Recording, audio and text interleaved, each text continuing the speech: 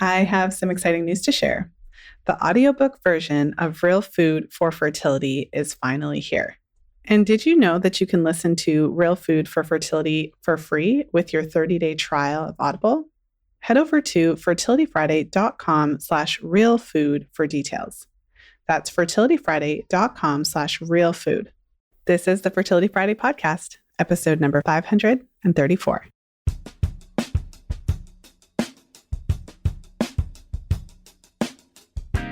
In today's episode, we're taking a deep dive into cervical mucus.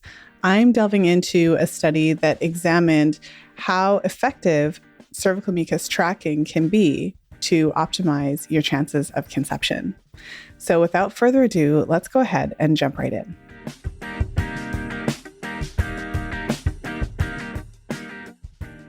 All right. Well, the study that we are going to be delving in today, it's called Cervical Mucus Secretions on the Day of Intercourse, an accurate marker of highly fertile days. And so, like I said at the top of the episode, I'll be linking the abstract to this episode so you can find it in the show notes page, fertilityfriday.com/451. And we're just going to delve in to what this study talks about. And so to give you a general overview, basically what the researchers did is they took a group of 193 healthy Italian women who were trained in the Billings method of ovulation, or the Billings ovulation method. And for those of you that are not familiar with a variety of different types of fertility awareness-based methods, the Billings ovulation method is a mucus-only method. And the way that the users of the Billings method are trained to observe and test mucus is a little bit different to the method that I teach. I'm trained in the Justice method. I teach symptothermal, and I teach external wiping, and there's a whole mucus classification system that I teach my clients and practitioners. But with the Billings method, it's a little bit different. And it's more based on observation, sensation. It's not an external wiping method. But either way, you're still very adequately trained to identify the various changes in cervical mucus and to identify the difference between different types so that you can identify days of fertility. So it is useful just to keep in mind that the participants of the study, they are trained to look at their mucus in specific ways, and they are able to then distinguish between different types of mucus throughout the cycle quite reliably. Women were recruited into this study over a period of several years, and thousands of cycles were reported and recorded over the time of the study period. So very interesting. And to boil it down to what the researchers were looking to find, they were specifically wanting to study how effective tracking cervical mucus changes would be in terms of supporting women to conceive. So how effective identifying fertile quality mucus would be in helping women to identify their fertile window and improve their chances of conception. That's essentially the point of the study. And so very relevant to us because on the podcast, we've talked so much about mucus. And if you've been tracking your cycles yourself, or if you've been interested or nerding out on this topic, then you've likely talked a lot about mucus and learned a little bit about mucus and all that kind of stuff. So it is really interesting when we find studies that are specifically looking at these topics and asking these questions and giving us the science to back our observations, what we're doing when we're checking what's coming out of our vaginas and sitting in our underwear and whatnot. To give you the conclusion and the results right off the bat, and then we'll delve into what it means and some of the nitty-gritty details.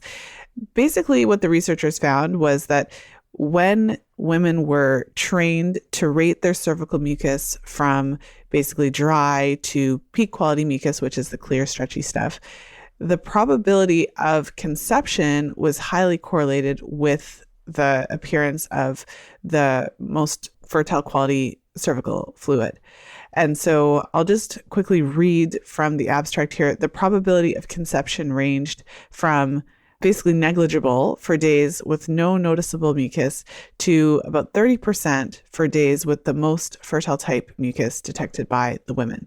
So there was a direct correlation between the chances of conception and the woman identifying and then timing sex on days where she identified the fertile quality cervical mucus, the peak type mucus. In the language that I use and that I teach, we call that peak type mucus, the clear, stretchy, lubricative type cervical fluid.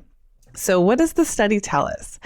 I'm going to go through some interesting points that the researchers found. I'm going to share some of my thoughts on it and kind of bring it all together. But, in the most basic terms, the study tells us that women can tell the difference between their cervical secretions, and that there's a very high correlation between what we're observing in our cervical mucus and what's happening in our body around the time of ovulation. And so what I always stress when talking about fertility awareness is that fertility awareness actually doesn't help us to predict ovulation, in the sense that we can't ahead of time say, okay, I know definitely I'm going to ovulate on this day of the cycle. That's not the point of fertility awareness tracking. But what this whole observational routine does show us and tell us and inform us about is, at what point of the cycle are we fertile? At what point of the cycle can we conceive? So when we're tracking cervical fluid, it's telling us the fertile window. It's telling us that these days are the days of fertility. These are the days where if you have sex, it's possible to conceive. And these are the days that it's not. So it's something I suppose to get your head around, because it's not predicting ovulation, but it's telling us that these are the events that tend to happen as you approach ovulation. And so these are the days where conception is possible. So it's pretty basic, but on the other hand, I get so many questions from clients and DMs and all those kind of things. So on the one hand, it's really simple to understand. And on the other hand, you may have questions about how it all works. But the bottom line is that women can be trained to identify their fertile window based on their cervical mucus. And so to break it down a little bit, the women in the study were taught to rate their mucus on a scale of 1 to 4. And I'm just taking a peek at some of the data here. And basically, the numbers 1 and 2. So 1 was no sensation of cervical fluid or a dry sensation. So basically 1 was no noticeable mucus. 2 was, they called it slightly moist. So there still wasn't any noticeable, substantial or noticeable mucus, but there was some sort of shift in terms of her observation, where it wasn't completely dry, but there was a bit of a moist sensation. Now, again, the Billings ovulation method is different to the wiping method. So for any one of my clients or practitioners or anyone who's been following more closely with the information that we discussed in the fifth vital sign, my understanding of the Billings method is that it's more sensation in the general sense, where if you're walking around throughout the day, you may pay attention to how you feel, if it feels wet as you're walking around during the day. And it's not necessarily based on observations in terms of wiping and looking. So when it says no sensation, it means that you walk around, you feel dry. When it says slightly moist, you feel a little bit moist, right? So it's a little bit of a different methodology, just to keep that in mind. The 3 on the scale of 1 to 4 was a damp sensation. So now you're feeling a little bit more of something there. And the appearance, it says thick, creamy, whitish, yellowish, sticky, stringy mucus. 4 is what I would refer to as peak mucus. So from the perspective of the way that I'm trained and the language that I use, it sounds like 3 would be more of a non-peak based on the appearance, and 4 would be peak. Non-peak is more of the lotiony type, and then peak is more of the clear, stretchy, raw, egg white type. So it says wet, slippery sensation, clear, stringy, or stretchy fluid, watery mucus. And it also says blood trails. So basically, we have this very simple classification system where women are rating from nothing really there to this clear, stretchy mucus, and they're basing their actions on that. In this research study, the women were tracking their cervical mucus every day, and they were tracking their intercourse. And so the researchers were then able to see when they were having sex, based on what type of mucus they were having and who conceived and when, and who was more likely to conceive based on what mucus observations they were having. And in case you're wondering, the women that were chosen for this research study were specifically chosen because they were not avoiding pregnancy. So the women who were part of the study were either actively trying to conceive, planning to conceive in the future, but either way, they were not using contraception. That was one of the requirements of the participants in the study. So basically, you have a cohort of women who are cycling, they're not on contraceptives, and they're not using any type of birth control, and they're having sex, noting it down, tracking the mucus, and seeing how it plays out in terms of the probability of conception based on the mucus that they are reporting. And so, unsurprisingly, the women who had sex on their days of peak mucus, the clear, stretchy stuff, had the highest probability of conception. And the researchers kind of talked a little bit about why that might be. And so this brings us into, what this all means from a hormonal standpoint and understanding the cycle a little bit on a deeper level. So, most of you are familiar with just the general idea of what's happening in the cycle. And so one of the ways that I often talk about what's happening in the cycle is from that lens of what's happening hormonally. So in the most basic sense, if we divide the cycle in half, we can have the pre-ovulatory phase. So what happens before ovulation? We can have the post-ovulatory phase, what happens after ovulation. And so when we're in the pre-ovulatory phase, so before ovulation, as we're approaching ovulation, we're having a variety of follicles develop in the ovaries. One is inevitably chosen, that becomes the dominant. And as this process is happening, as the egg is essentially being prepared for ovulation, the ovary is producing estrogen. It's part of the developmental process of the follicle. And so when we're in the pre-ovulatory phase, it is the estrogen that is being released that is triggering the cervix, the cervical crypts, to make cervical mucus. So when we're tracking cervical mucus, when we're tracking our mucus, what we're actually seeing in a healthy, normal cycle. So I just have to stress that, because when we're looking at mucus methods and looking at mucus as a reflection of what's happening hormonally, this is most reliably done in women who have healthy mucus production and fairly normal cycles. And we'll talk a little bit more about some of the situations that differ and different strategies for women who don't necessarily have the ability to rely on their mucus. So just keep that in mind. But in a healthy cycle with normal mucus production, what we're seeing when we're tracking mucus is a reflection of what's happening hormonally. So when we're seeing that shift from basically dry, not really seeing anything, to starting to see some potentially lotiony type mucus and going all the way up to the clear, stretchy, as they classified it as a 4 on their scale, what we're seeing is a reflection of the rising estrogen levels.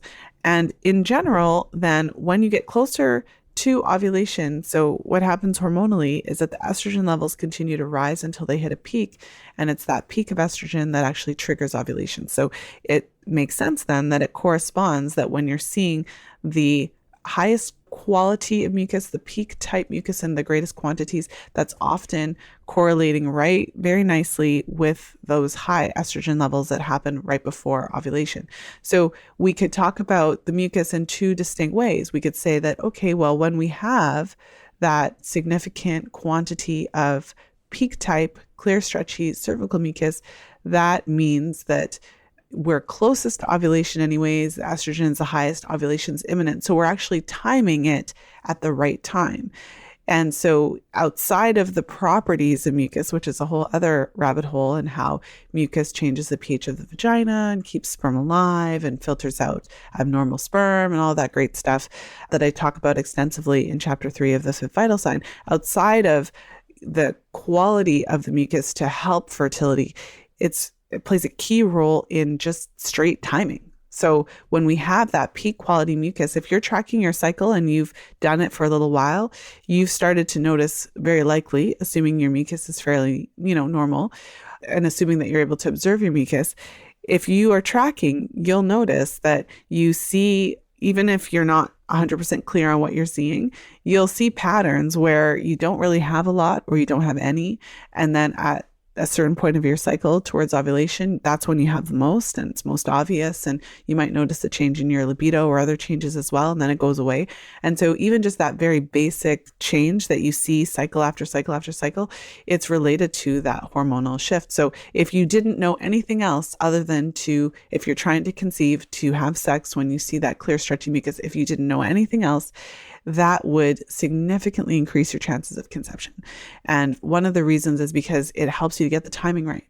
One of the things that this study shows us is that the actual mucus itself is just as good of just as good of a kind of marker of timing sex, if not better, than a lot of the devices and various things that we use, including ovulation strips. And if you're using an app that has predictive settings and all that kind of stuff, the mucus reliably outperforms that in women with healthy cycles, according to the study. So, lots of interesting stuff there. And hopefully the background information is helpful as well. But to pull it back to the main point I wanted to make is that, the timing is key, and the mucus really helps us to identify and get that timing right. And then a secondary and very important factor of cervical mucus is that it is key to fertility in the sense that it is associated with keeping sperm alive for up to 5 days and providing that ideal home away from home, ideal environment for sperm to thrive during your menstrual cycle, during that fertile window, so that the sperm is ready and waiting for when ovulation takes place. So 2 very important aspects of cervical fluid. So essentially, the study confirms what many of us already know about cervical mucus. It really highlights and shows us and gives us the scientific data to back up that cervical mucus is a reliable way to identify our fertile window, to help to time sex accordingly, because it is associated with the hormonal shifts that we're seeing in the menstrual cycle. It also shows us that women can be taught to reliably understand, interpret, and identify the changes in their cervical mucus secretions. And although there's always a learning curve to learning something new, there's no evidence to suggest that women have a difficult time learning this basic information. We could talk about different methods and the different nuances to that, but the basic understanding of cervical mucus, the difference between different types that we produce, and identifying the days where we see that kind of fertile quality cervical mucus in highest quantities, that is something that women can do reliably with instruction. So for any of you who've ever been told that it's like too complicated, too difficult, all that kind of stuff, and fertility awareness is just such a waste of time, or it doesn't do anything, it doesn't help. I know some of you may have heard similar sentiments from your doctor. Well, this research study, and many others, but today we're talking about this one, but this research study certainly refutes that. And so one other thing I thought was interesting is what the researchers said about cervical mucus and what they suggested in terms of its ability to help to time sex effectively, and even potentially to time other procedures, like IUI or other assisted reproductive technology. So I just want to go through what it says.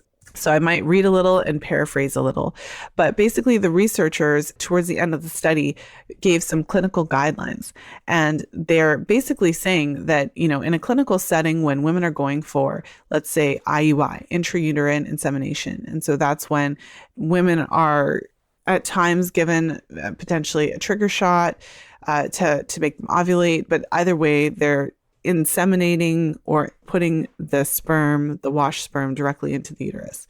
And the researchers actually suggest that because the cervical mucus observations are so effective at identifying the most receptive time in the woman's cycle. So because the results showed that if women timed sex based on their cervical mucus in the highest category, so that on the scale of 1 to 4, when they identified the mucus as a 4, there was a significantly higher chance of conception compared to any other time of the cycle.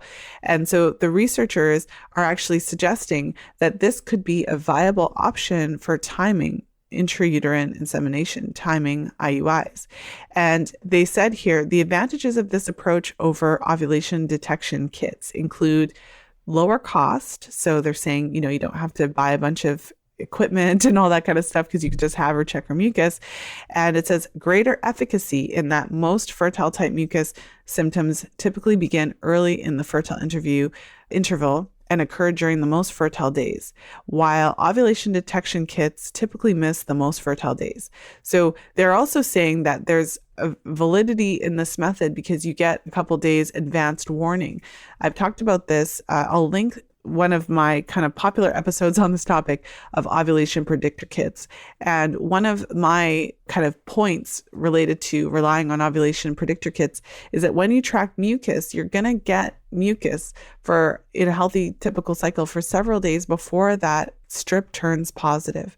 So the ovulation predictor strips are testing for a hormone called luteinizing hormone, or LH for short.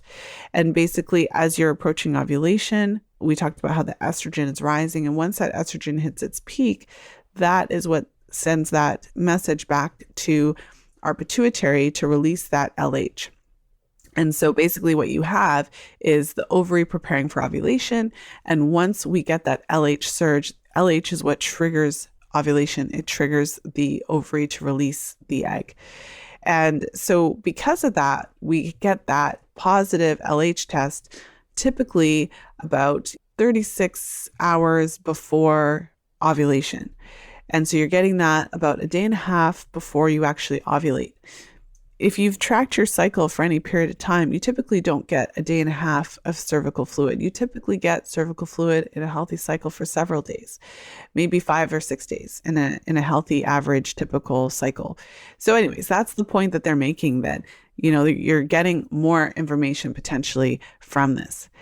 And another point that they made was that when you track the cervical mucus and you track the symptoms and the data related to all of the things that we're tracking with fertility awareness charting, you're getting additional information about ovarian function, which could potentially help with diagnostics. If you're dealing with a woman who's seeking IUI treatment, then they're saying that tracking this extra information could potentially help identify other factors that could be contributing to her fertility challenges. So that was what the researchers had to say about using cervical mucus to identify the fertile window. And they were talking about the potential for it to be used even in a clinical setting to inform the timing of IUI procedures. So that's certainly something to think about. So basically then the study is telling us that not only is mucus an effective way of identifying the fertile window, but it is as effective, if not more effective, than the typical ways that we do that. So for example, the ovulation strips, and it should be considered a viable alternative. You thought it would be easy. Teach them to chart their menstrual cycles, they said. Help them learn to use the menstrual cycle as a vital sign, they said. And then you saw the charts. You saw things that you didn't even know were possible, and you really don't know how to interpret them. Fortunately, I've created the perfect solution for you. I want to share with you our top resource for women's health professionals, how to interpret virtually any chart your client throws at you. This new resource breaks down complex chart interpretation into an easy step-by-step process. It will give you the tools you need to better support your clients. Head over to fertilityfriday.com/chart to snag your complimentary copy today. That's fertilityfriday.com/chart. Now let's go ahead and jump back into today's episode.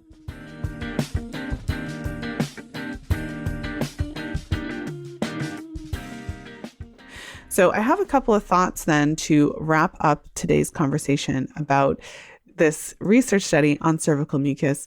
Just to kind of reiterate, when you're tracking your cycle, there's lots of different ways to chart mucus. And if you're familiar with taking charge of your fertility, typically we're looking at sticky, creamy, egg white wet. If you're looking at some of the other fertility awareness-based methods, then we get into peak, non-peak. There's basically different words for the same observations. But, you know, when we're tracking the mucus that we can see and observe, typically it falls into two categories. We kind of have the lotiony stuff, and then we have the clear, stretchy stuff. And so with just that basic knowledge, even just from listening to today's podcast, you have enough information to actually just kind of take a look at what's going on, you know, down there and identify whether or not it's that clear, stretchy. So even the basic scale that they provided in the study, any woman can take that information if they're trying to conceive and pay attention to when they start to see the clear, stretchy stuff and have sex on those days. It's just that simple. There's no trick to it. With that said, though, which we'll get into in a couple of minutes, there are situations where it may not be as straightforward, only because not all women have a very clear a clear pattern of cervical mucus, and that could be for a couple different reasons. A couple of other things I just wanted to say before I get into that, because it's its own thing. Peak mucus then is associated with peak estrogen levels. And so it is helpful to know that mucus isn't just this random thing that's going on. It's highly correlated with our hormonal cycle. And what we're seeing in terms of cervical mucus in a healthy cycle is we're seeing in many ways a direct reflection of what's happening hormonally. So that is something to consider. So getting into then some of the caveats. So this study really did appear to study women who had pretty typical mucus patterns, who were actually seeing cervical mucus on a cyclical basis. And it is important to point out that not every woman sees that mucus reliably. And it could be for a variety of different reasons. Many of the women in the study were, had children already, postpartum and those types of things. And so some of the women, at least in the study, may have been at different stages. So a lot of the clients that I work with, and a lot of the women that I see in my practice, a lot of the women that my practitioners work with in their practicum have a recent, or at least sort of recent, birth control history. So there are a number of factors that affect cervical mucus production. And one of those factors certainly is hormonal birth control use. So hormonal birth control is known to suppress mucus production, even if it's temporarily. When you're on hormonal birth control, if you've ever used hormonal contraceptives, you may have noticed or may not have noticed that you don't make mucus when you're on contraception. And even if you see some sort of discharge, you're not seeing clear, stretchy cervical mucus. And that's the reason for that is because that's one of the main modes of action, one of the ways that hormonal contraceptives work. And so this is across the board if it's a hormonal birth control, whether it's the pill, the patch, the ring, the shot, or the progestin-releasing IUD. One of the main modes of action for these contraceptives is to suppress mucus production. So typically then what's happening in your cervix is that your cervix is plugged with a thick mucus plug, and you're not actually making any clear, stretchy cervical mucus. So research has been done to show that over time, the time being on the birth control pills specifically, or the different hormonal methods, because you're not making that mucus, it can actually suppress and have a negative effect on your cervical crypts. So many women come off of birth control after being on for a long time. Often in the research studies, 2 years or more is considered long-term. But certainly I work with many women who've used birth control for 10 years or more, 15 years, sometimes 20 years even. But when you're on birth control for a longer time, some women come off of it and find that they don't necessarily have a whole lot of mucus, and it can range. So I've had clients who come off and for several months they see none at all, even if they're ovulating. And so we call those dry cycles. And I think just to put that out there, even for women I've worked with who've had those dry cycles, they're not dry forever. There's typically several months where they're, let's say 2 to 3 months in these cases where they're not seeing anything at all, even if they're ovulating. But then eventually the mucus production does return to some degree. So I think what I see more of the time is that we are seeing some mucus production, but maybe not necessarily large quantities of mucus. And that's kind of more typical. But either way, that's one of the examples of a scenario when you're not seeing a lot of mucus, even though you're ovulating. There are other situations. I've worked with many clients who've had cervical dysplasia, which is abnormal cells of the cervix at one time or another, and they may have had a procedure done to scrape those cells, whether it's conization, LEAP, whatever the case may be. And so when I'm working with clients that have had those types of procedures done, it is not uncommon for those women to again have lower mucus production. And that could be because these procedures do some level of damage to the cervical crypts themselves and result in less cervical mucus production. Also, there's other reasons. There's certain medications, whether it's histamines or certain fertility drugs even. So fertility drugs like Clomid, for example, that are used to trigger ovulation are also known to suppress mucus production over time. And so repeated use of these drugs can contribute to lower mucus production. So that's just a handful of scenarios where you have a person who may be ovulating, but they're not necessarily seeing a whole lot of mucus. And so something that may seem counterintuitive is that pregnancy is actually possible in every cycle with ovulation. So even if you have a cycle where you're not necessarily seeing a whole bunch of mucus, if you are ovulating in that cycle, it is still possible for you to conceive. And I have certainly seen that happen. So going back to the study, I mean, in a healthy, normal cycle, if you're seeing mucus during that fertile window and then you're ovulating and it's going away, the mucus is an excellent predictor, well, not predictor, but an excellent way to identify those fertile days of your cycle. And so it is crucial in identifying that timing. If you fall into one of those categories that I was referring to and you are ovulating, but you are not seeing mucus, what happens is it doesn't mean you're not fertile. It doesn't mean pregnancy is not possible, even though that may sound counterintuitive to what you've heard. What it means is that in your case, mucus may not be the primary way to identify fertility, but only because you have impaired mucus production.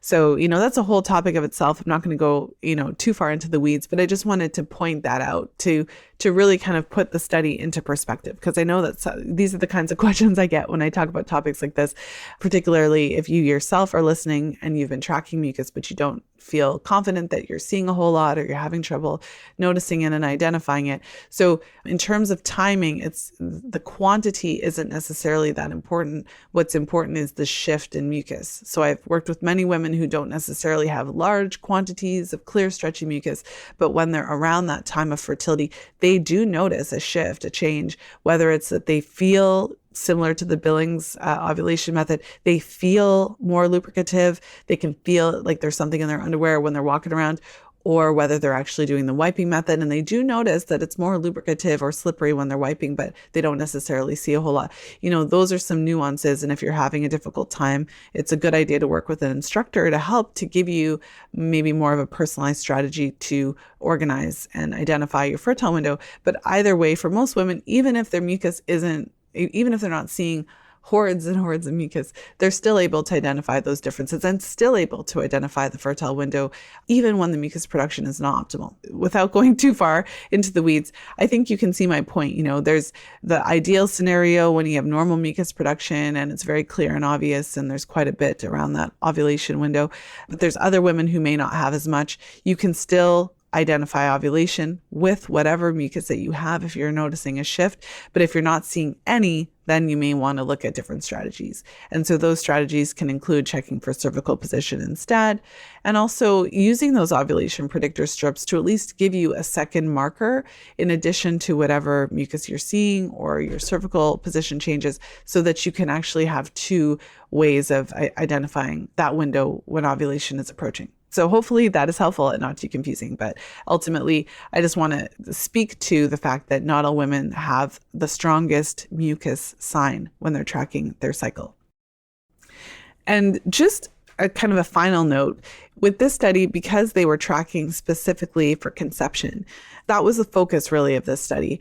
They were focusing on, using mucus as a marker for timing and how effective it is for women to identify the differences in mucus and time sex along with their highest fertile qualities, cervical mucus, their peak mucus, to see how effective it was. They weren't looking at it from a birth control angle, but if you are using fertility awareness to avoid pregnancy personally, then you can kind of flip this on its head in a way and recognize that when you're trying to avoid pregnancy, it's crucial to avoid unprotected sex during that fertile window. I guess a good guideline just to keep in mind, and there's more to it, and if you're planning to use fertility awareness for birth control, I do recommend that you consider having at least a few sessions with an instructor, because you want to make sure you choose a specific method, that you're good with the rules, and that you understand the different scenarios that can happen to lower efficacy. But ultimately, the most basic understanding is that pregnancy is possible in any cycle with ovulation. And cervical mucus plays an essential role in that. As you've gathered from my previous, brief discussion on cervical mucus and if you have a normal mucus presentation or not, or if you fall into one of those categories where your mucus production is limited, even if your mucus production is limited, if you're ovulating, you can still conceive. And what the research tells us is that there is a 6-day fertile window ending in the day of ovulation. And if you have unprotected sex on the 5 days leading up to ovulation or ovulation itself, so that's 6 days in the cycle, there is a chance of pregnancy, and that's it. So the irony is that whether you have strong mucus production or not, if you have unprotected sex during that 6-day window, there's always a chance of pregnancy.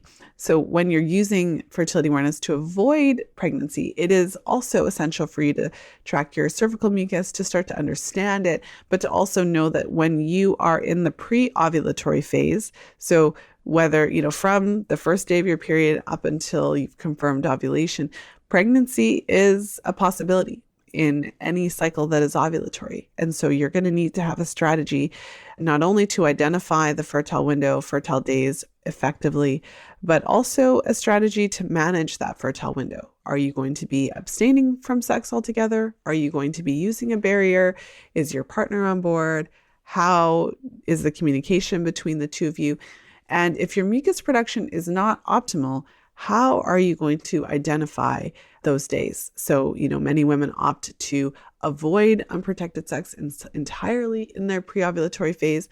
Others use last infertile day calculation, and others follow the specific rules related to mucus for the method that they've chosen. And so it's important for you to take the time to figure out what this is going to look like for you so that you can get the highest efficacy of the method.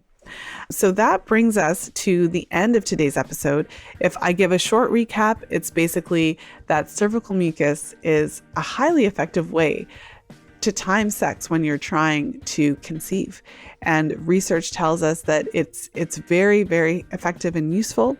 And also that women are more than capable of being trained and taught to identify the differences in their cervical mucus and use that information accordingly.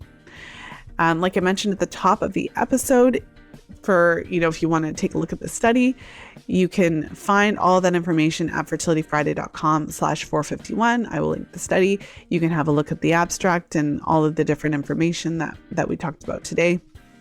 And you'll find more details over at the show notes page. And I hope that you enjoyed today's episode, the first episode in the FAMM Research series. If you know somebody who loves to nerd out on research and you want to share this episode, the share link is fertilityfriday.com/451.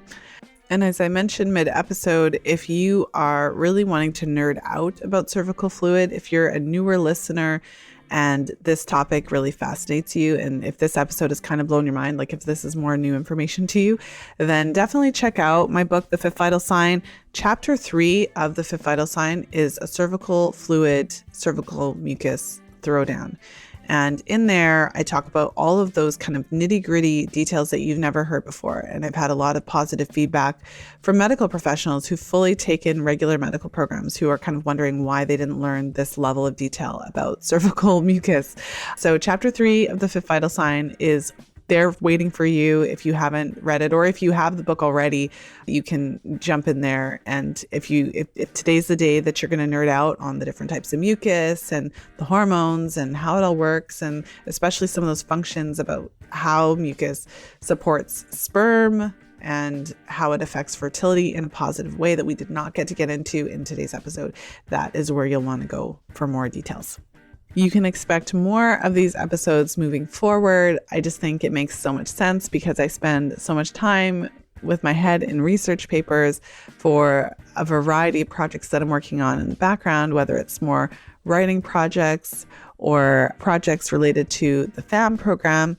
There's just so much interesting research, and I think that this is a great opportunity to lend the validity to fertility awareness-based methods, especially for those of you who've ever been kind of belittled by your medical professionals. I mean, it's sad, but I've spoken to so many women who've been discouraged when their medical professionals don't really feel that fertility awareness is a valid method. And so it is really interesting to find out how much actual scientific data there is to back up this very interesting method, very interesting and important method, whether we're using it for contraception, whether we're using it for conception to optimize our chances, or just general overall health and fertility, with that whole concept that the menstrual cycle is a vital sign. I just love it when research matches the experiences I've seen in practice all these years. And I love it when we're able to find research that explains our observation. Many couples go on to successfully conceive after simply implementing this information, after having a clear understanding of which days in the cycle are optimal, getting rid of a lot of those myths around cycle day 14, or just usually related to kind of like that rhythm, method thinking, timing stuff. Then amazing things can happen, often in a really short period of time. It's not always that simple, but like I say, timing isn't everything. It's not the whole picture, but without timing, without correctly timing sex when you're trying to conceive, you don't really have anything, because if you don't time sex at the correct time, you're essentially using the method for birth control inadvertently. So huge piece of that puzzle. If you found this episode valuable and you can think of someone who would benefit from it, the share link is fertilityfriday.com/534. And if you've been enjoying the podcast, one of the best ways to show your appreciation and support is to leave a rating and review on Apple Podcasts. I read all of the reviews, and I so appreciate you for taking the time to do that. I want to take a moment and share a review from Beth. She says, "Always filled with insight, this episode is an eye-opener. Lisa dives into the unspoken truths about using fertility awareness for birth control. It's a refreshingly honest take on why it works for some and not for others. If you're curious about this method, don't miss it. It's like a candid chat with a friend who tells it like it is." Thank you so much, Beth. I so appreciate your review. So with that said, I hope you have a wonderful weekend, whenever you're tuning into the show. And of course, as always, until next time, be well and happy charting. And that's a wrap. If you're loving the Fertility Friday podcast, then I know you'll love FAMM, our Fertility Awareness Mastery Mentorship Certification Program. It's a 9-month program designed to teach you how to use the menstrual cycle as a diagnostic tool in your women's health practice. The menstrual cycle is the missing piece you've been looking for to better support your clients to balance hormones, normalize their cycles, and optimize their fertility.